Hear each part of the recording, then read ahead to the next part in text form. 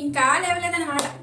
మరి పిల్లలకు 30 ఏళ్ళు వస్తున్నాయి, పెళ్ళి ఎప్పుడు చేస్తావేంటి? వీటంతా స్టార్టింగ్లో అయిపోయా, ఏళ్ళు వస్తారు. పిల్లలకి వంట వరకు వచ్చావుదినా, లేకపోతే స్విగ్గీ జొమాటోలేనా అన్ని?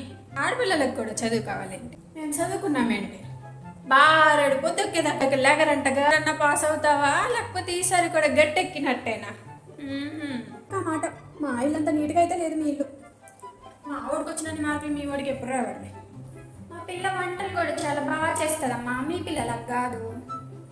Ear rings, diamond ear rings కొన్నాడు, మీ వాళ్ళకి కాదు కొంటున్నా రేటే. మేమైతే 10 కోట్లు ఇచ్చులే, చీపు చాలా. నేను ఇంకా ఇవ్వమని అడుగుండే, మా ఆయన వద్దులే అన్నారు.